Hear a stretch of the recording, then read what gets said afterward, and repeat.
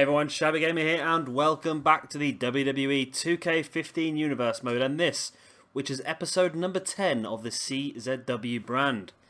So let's have a quick look at the card we've got set for you tonight. We're going to start off here with a Tornado Tag Team Extreme Rules match as the Nasty Boys, Brian Knobbs and Gerry Saggs take on the Funky Dreams, Terry Funk and Tommy Dreamer. Our second match is going to be a Fatal 4-Way Elimination Extreme Rules match as Tajiri takes on Masada, Super Crazy and Nick Mondo. Match number 3 will see Drake Younger take on Ricochet. Match number 4 will be the current CZW champion Dean Ambrose taking on Sabu. And our main event this evening will be another Extreme Rules match, and that will be Biff Busick taking on Jimmy Havoc. So without further ado, let's get straight into our first match. So as I said, our first match will be the Tornado Tag Team Extreme Rules match between Gerry Saggs and Brian Knobbs, the Nasty Boys, and Tommy Dreamer and Terry Funk, the Funky Dreams. And here we go, we are underway here with our opening match of this episode 10 of Combat Zone Wrestling. This is Saturday Night Hardcore Television. And two tag teams here looking to cement themselves in this tag team division. We did see at the recent Tournament of Death pay-per-view, which you can find on my channel. And also, if I remember, I'll put the link in the description. You will see the Dudley Boys actually won the Tag Team Championships at Night 2 of the Tournament of Death, defeating the Wyatt family in an elimination tables match. The Wyatt family, I don't think we're going to see them again here on the CZW roster. They may pop up somewhere else, so you'll have to keep track of all my other playlists, all the other universe modes to see where they end up, but they will be moved now. We're looking for a new tag team to replace them. Actually, if you have any suggestions, please let me know in the comments below. But both of these teams will be hoping that they could pick up a victory and hopefully get themselves higher up this rankings. Not a lot of tag teams on this roster at the moment. We do have these two. Obviously, we've got the Dudleys. RVD and Sabu are currently together as well. As we see Brian Knobbs and Terry Funk on the left-hand side of the ring as Gerry Saggs and Tommy Dreamer just walk into each other. Great spine buster there by Saggs as Terry Funk's going for the spinning toe hold on the outside.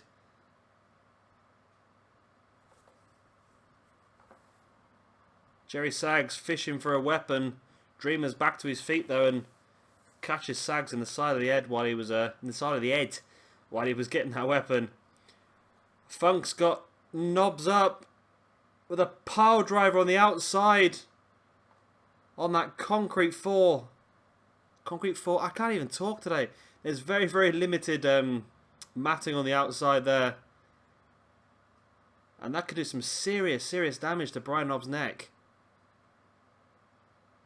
Although Knobbs seems to be fighting back with that boot to the stomach. As we see Dreamer working over Gerry Saggs in the middle of the ring. There's that forward face smash, slam, whatever that was by Tommy Dreamer. As Terry Funk just working over Brian Knobbs with that trash can. And now it looks like Funk again going for them spinning toe holds, this time on Gerry Saggs. Tommy Dreamer has Brian Knobbs up and hits with a gutbuster. Funk going for the pin. 1, 2. Oh, only a 2 count.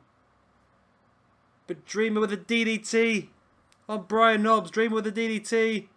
Gonna go for the pin. 1, 2, 3, and that was all.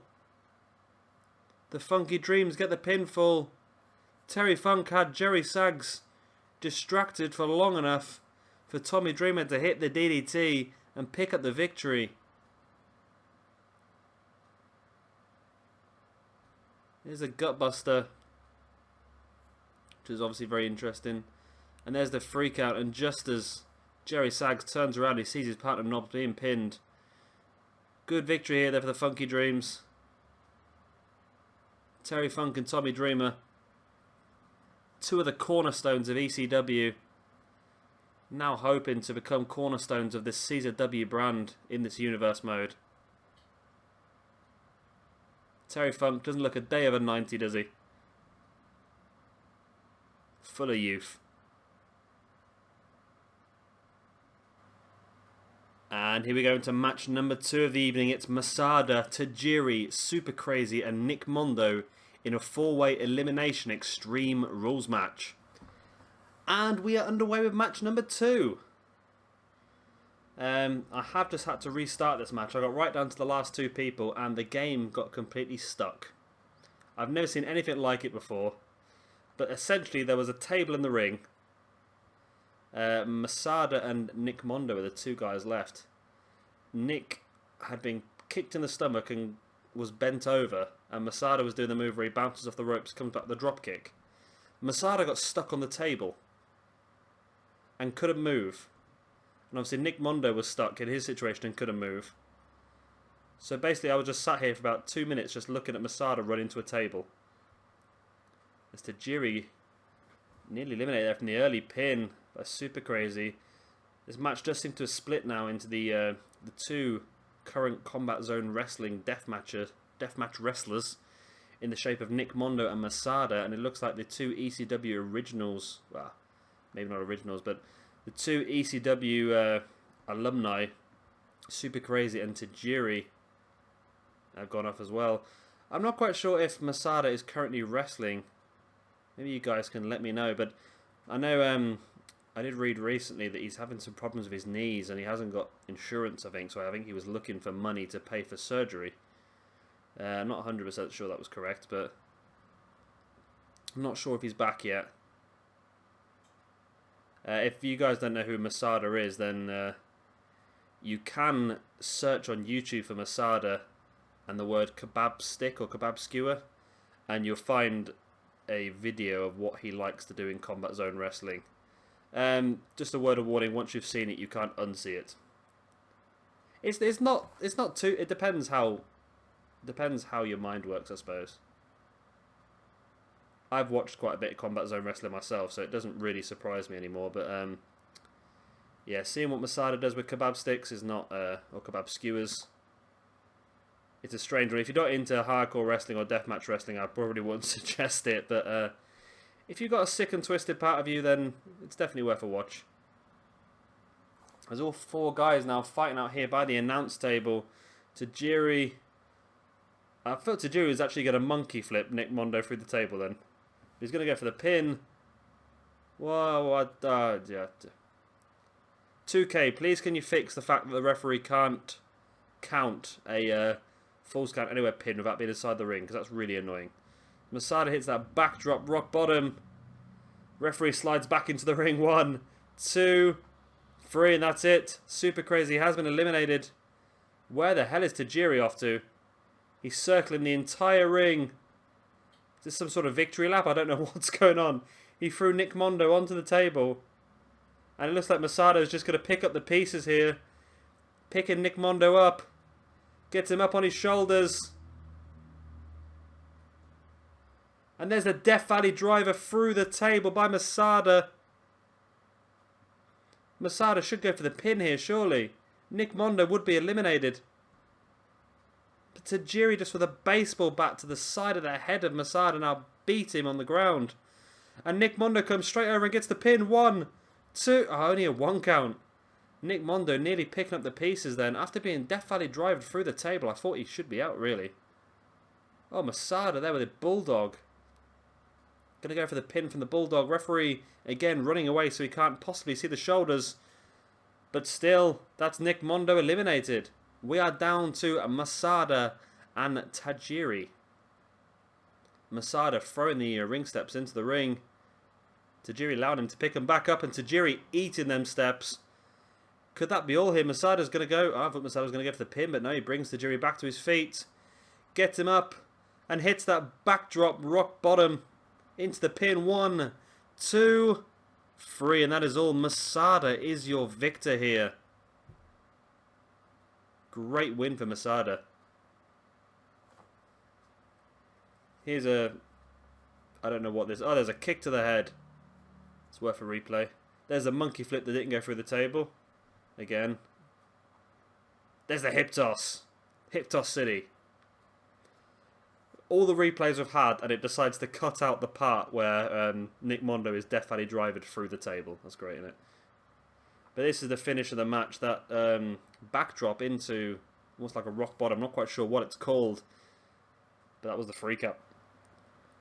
And match number 3 will be Drake Younger taking on Ricochet. And here we go. You may have just noticed, and I do apologise, that obviously Masada's victory celebrations were cut out there, and that's because the PlayStation crashed. I was doing quite well. Today, but yeah, the PlayStation crashed, and obviously we had to cut that bit out. But we persevere, and here we are now, our third match of the evening. We saw Drake Younger involved in that Tournament of Death. We also saw Ricochet, who was involved in the 4-way ladder match for the Wired Championship, which Gerry Lynn managed to come out victorious and retain his championship. Ricochet going for an early pin, only for the 1 count though. Ricochet for me is probably, I think I might have said this in one of the other videos before, but I watch quite a bit of wrestling, especially a lot of indie stuff, and for me Ricochet has got to be one of, if not the best wrestler out there at the moment. Everything is just so fluid, he's so athletic, so quick. He's just outstanding, and there he is with a Northern Lights suplex. Going to go through a springboard here, and he does into the knee drop, but rolls through as Drake Younger avoids it.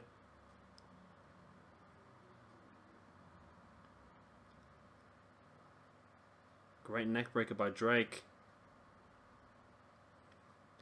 I think I've already said before, actually I think I've only mentioned it in the comments to Jay, the next Combat Zone Wrestling event will be the best of the best pay-per-view, which again might end up being a 2-dayer, who knows.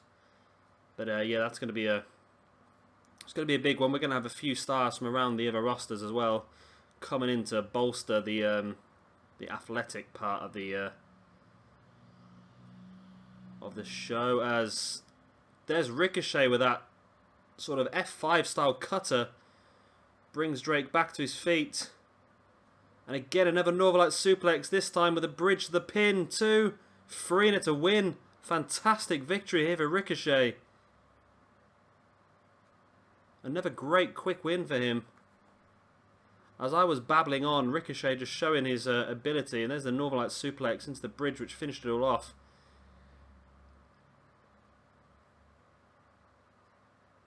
Great victory for Ricochet, again picking up another high profile victory. This is his 4th match now in Combat Zone Wrestling, and he's won all of them apart from the championship match, of course, that we saw at Tournament of Death. Still, well, he's not been pinned, he's not submitted, so I technically say he's undefeated. He didn't win the ladder match, but he didn't lose, if that makes sense. Match number 4 this evening will be our current Combat Zone Wrestling champion, Dean Ambrose, taking on Sabu. And we are underway. Sabu, who was in that Tournament of Death ladder match, as I mentioned, the last match with Ricochet, RVD and Gerry Lynn. Also coming out on the losing side, of course. Gerry Lynn defending his championship successfully in that match. But I don't think anybody had a better weekend than Dean Ambrose did, defending his championship on night 1 against Bray Wyatt, and then the night 2 again successfully defending his championship against the debuting Biff Busick. So Dean Ambrose really cementing his place at the top of this roster over that Tournament of Death. We'll have to wait and see who emerges as the #1 contender for the belts. As I say, there's a lot of good talent out here on this roster. We saw Ricochet in the last match picking up another big victory. A win here for Sabu could really throw him into the hat as well. Dean Ambrose with a Saito suplex. Dean Ambrose was, of course, in the original combat. Well, the original. Dean Ambrose was originally in Combat Zone Wrestling before he moved to WWE. He was known as John Moxley, and I don't know if this is true or not, but I have heard a story somewhere, or read a story somewhere, that Dean Ambrose has to wear a top in the ring because WWE officials were not happy with the fact that his back is covered in barbed wire scars, and obviously scars from light tubes and things like that, so that is why you'll always see Dean Ambrose wearing a top, and he'll never come into the ring topless, if that makes sense. But yeah, like I say, I'm not 100% that's true. I'm sure I remember reading Dean Ambrose's Twitter as he first joined the WWE, and I think he said it's very awkward to try and explain barbed wire scars to your new employers and things like that. So yeah, I'm pretty sure that's a true story. There's Dean Ambrose lining Sabu up here. Big knee to the face. Could that be all? Going for the pin. 1, 2... No, only a 2 count. Sabu showing his resilience and kicking out from that. Sabu went for the big kick. Ambrose avoids it. Ambrose gets Sabu up and hits him in a powerbomb. And now a big boot to the chest to Sabu.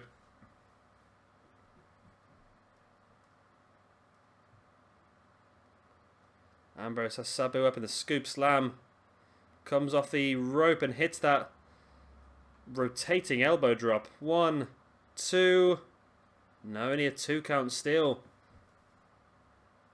What is Dean Ambrose going to have to do to knock off Sabu here? Sabu just launching Ambrose over the top rope. Sabu, I think he might be a bit optimistic, waiting for the 10 count. Catches Ambrose as he makes his way back into the ring. Sabu with the head scissors takedown. Makes his way up to the turnbuckle. What's he got in plan here? There's the leg drop by Sabu. Could that be all here? Pulling the current champion into the centre of the ring. Gonna go for the pin. 1, 2. Only a 2 count. Dean Ambrose kicks out. What a fantastic match we got here for you tonight.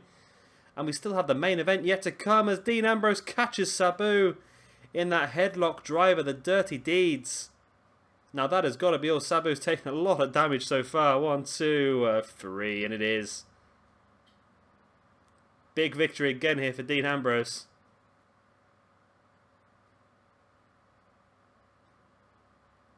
Here was the... obviously this was the biggest part of the match. It wasn't the fact when Dean Ambrose hit his finisher early in the match, the knee to the head, but the scoop slam was a big move. God, these replays are dodgy. That was the pin after the leg drop you just saw, only for the 2 count. And then out of nowhere, Dean Ambrose catches Sabu with the dirty deeds, the headlock driver. And our main event here this evening is going to be Biff Busick taking on Jimmy Havoc. And I've just noticed how scary Biff's eyes are. Bloody hell. And here we go. Both these guys did debut over the Tournament of Death weekend. Both of them were unsuccessful. Obviously Jimmy Havoc was in the Tournament of Death itself, and Biff Busick was involved in a match of the Combat Zone Wrestling Championship on night 2 where he was defeated by Dean Ambrose. So both these guys looking to get a victory here to try and turn themselves around. There was a zigzag there by Busick. Now twisting the arm of Jimmy Havoc and going for that German suplex.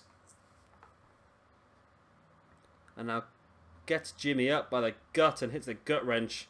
Holds on. Gets him up for the second gut wrench.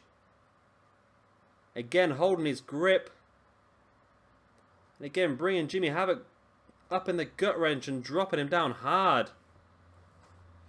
Again, I did mention it over the Tournament of Death weekend, but Jimmy Havoc, if you don't know about him, he is a British wrestler.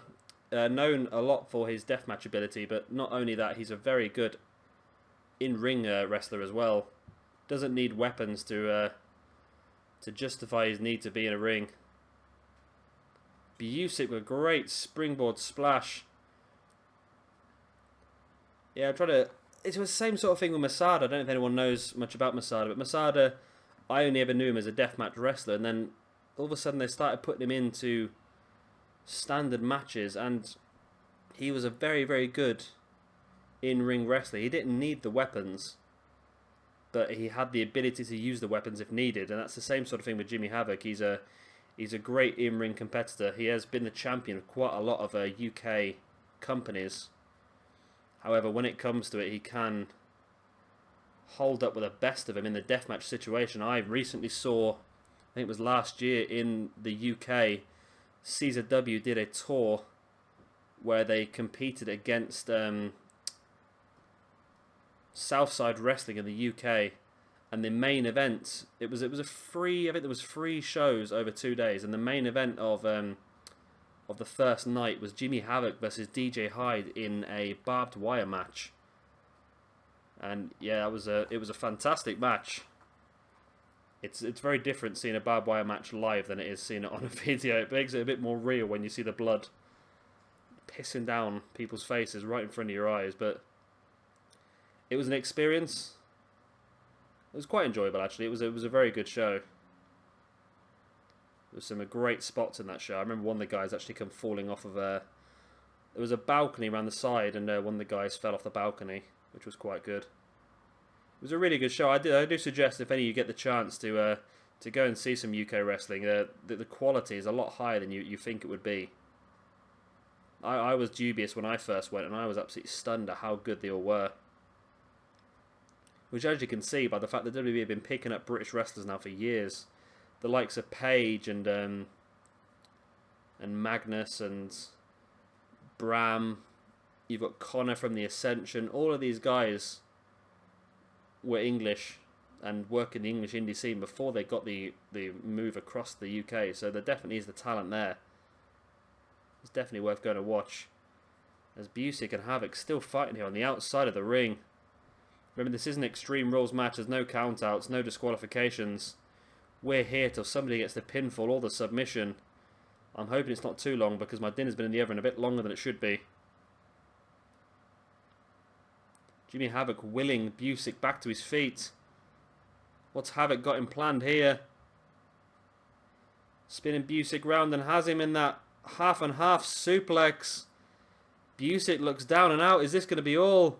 1, 2, 3, and it is. Jimmy Havoc picks up the victory here over Biff Busick in the main event of CZW's Hardcore Television.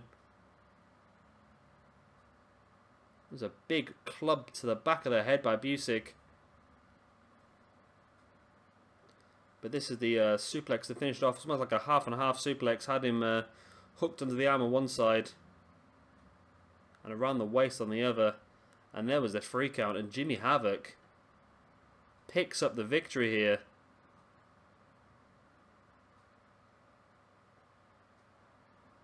Very, very interesting how the way this universe mode works. I have to see what happens if Havoc can build upon this big victory here against Biff Busick. And also, what's Biff Busick going to do? 2 losses in 2 matches in the CZW brand. Things are going to have to change drastically for him. But anyway, guys, that is the end of this episode of Combat Zone Wrestling's Hardcore TV. I hope you all enjoyed it. Please check out the description below for links to all of the other universe modes that I'm currently running. Well, it's 1 universe mode, but it's 6 current brands we're using. So, yeah, check them out if you get a chance. If not, thank you very much for watching this one. I've been Shabby Gamer, and goodbye.